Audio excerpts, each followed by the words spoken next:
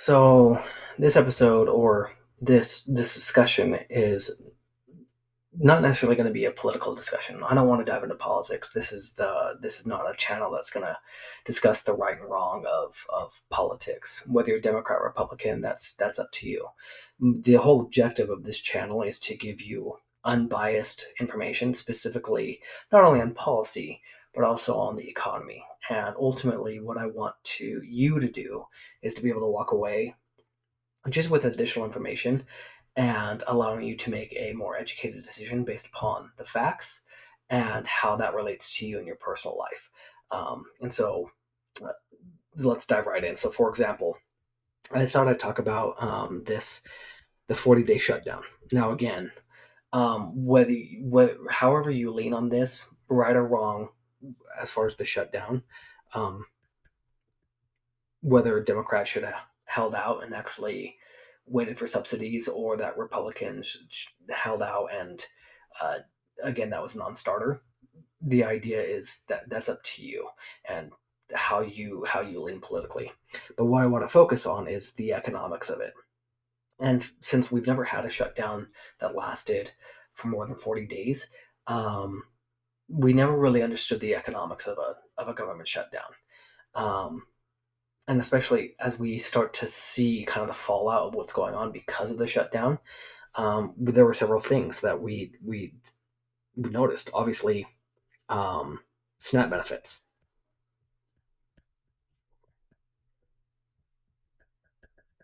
We saw flight delays.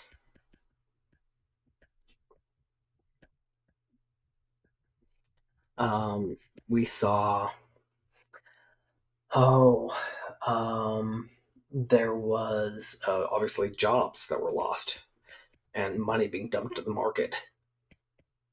Jobs lost and furloughed. And I was listening to this Nobel laureate who is a professor at City University in New York. I think it's Paul Kruger, something like that. Paul K. And what he discussed is that if there's anything that we've kind of gleaned from this shutdown, is that how important government is for an economy. Government is incredibly important, and specifically for the United States because of government agencies like the BLS and the reports they provide, not only for consumers, but also for private organizations. And because we did not receive the October jobs report, we didn't receive that. The October report for jobs, we didn't receive that. As a result, the Fed is now considering the idea that they may not they may not lower interest rates in December. And you're seeing that that was reflected in the markets today, that you saw tons of drops in stocks. The Fed is not going to lower possibly interest rates in December, and because as a result, stocks declined. They went down because there's tons of different facets to this. When you have the Michigan Consumer Sentiment Survey, consumer sentiment is at roughly they're not confident. They're saying that the economy is incredibly distraught. It's not good. Inflation's high. Consumers are not too enthusiastic about the economy. And again, um, this is not a political statement. It's just raw facts that although you might see lots of different things happening in the economy, but the point is that because of consumer sentiment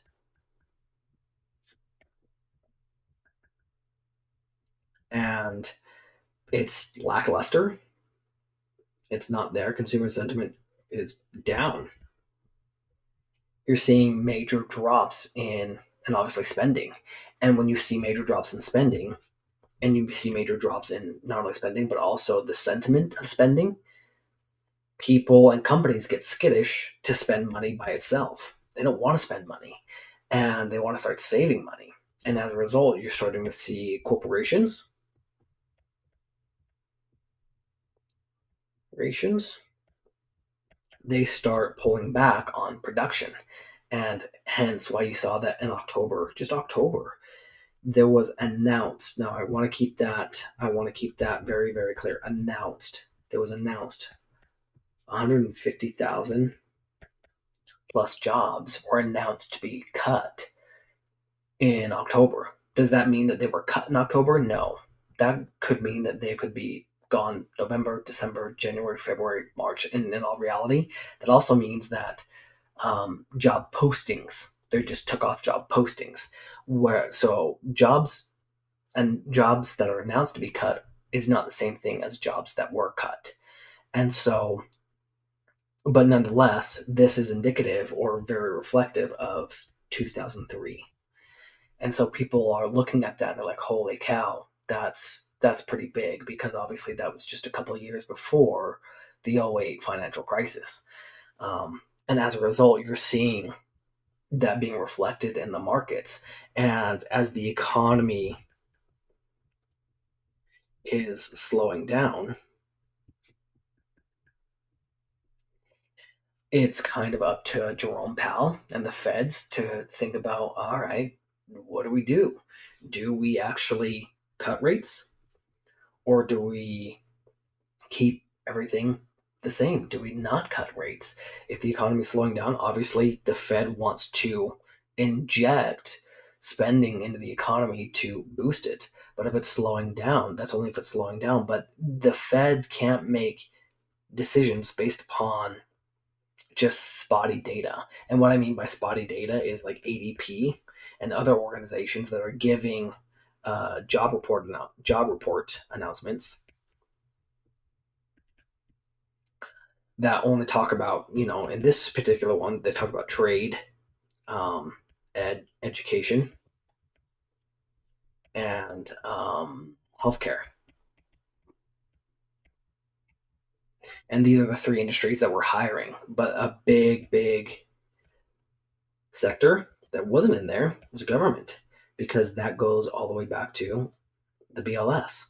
And because the BLS was at a commission during the shutdown, it didn't have that data. And so a lot of these corporations are withholding spending, and they're not actually going to spending money right now, especially in Q4, and boosting the economy. Like I said, the economy is slowing down. And that's why you're seeing speculation about an AI bubble, that the only thing propping up the US economy right now is AI. And so it's something that that is a continual discussion. But again, as far as the policy of it, the politics of it, that's up to you. That's up for you to decide. But what I hope to do is I hope to use this whiteboard as a means to be able to not only educate myself as I read more into politics, but kind of get my thoughts onto the whiteboard, and to also discuss economics and politics with you. Again, I'm not here to give you the uh, again, the Democrats should have held out, or Republicans they were right in subsidies being a non-starter. That's not what I want to do here.